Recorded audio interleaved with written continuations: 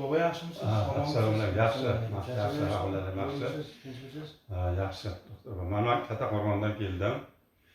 Hurmatli bemorlar, mana kelib, mana yaxshi shifo topdim. Mana tushkunlikka tushuvdim. Kattaqo'rg'on tumanidaman o'zi. Hech avlarim bo'lmaganida so'ng izlab surishtirib keldik.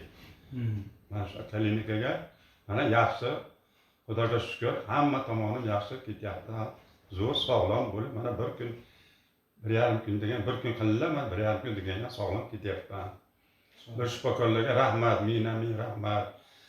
Aziz bemorlar, agar mana shunaqa ana bo'lsa, kelinglar mana shu markazga. Yaxshi, vrachlar ham yaxshi, muomalalar hamma tomonlama yaxshi. Sizlarni tavsiya qilaman mana shifo ana kelishga. Baba mana kelganingizga 2 kun bo'ldi. Mana 3-sutka. Operatsiya bo'lganingizga mana 3-sutka mana kateter bugun ertalab olib olgandan beri siyapsiz, peshob qilyapsiz. Peshob qilyapti, olgandan beri. Peshob qilyapsiz. Peshob qilishlaringiz yaxshi. Yaxshi, hamma tomoni yaxshi ketyapti.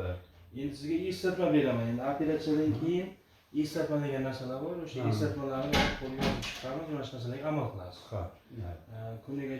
Kuniga 1 sutkada suyuqlik miqdorini ko'p ichish kerak, ko'p peshob bo'lishi kerak, og'irni ko'tarmaslik kerak, 6 kilodan og'ir. Qonib qolish ehtimollari bo'lishi mumkin. O'tirmaysiz, velga haydamaysiz, mashina haydamaysiz, qon suyultiradigan dorilarni iste'mol qilmaysiz 1 oygacha. Issiq suvlarda cho'milmaysiz, sauna qonunlar bo'lmaydi. Suyuqlik miqdori ko'proq bo'lishi kerak, tushundingizmi? Mana shu narsalarga amal qilib, 20 kundan keyin yana qayta ko'rib kelasiz. Tushunarli?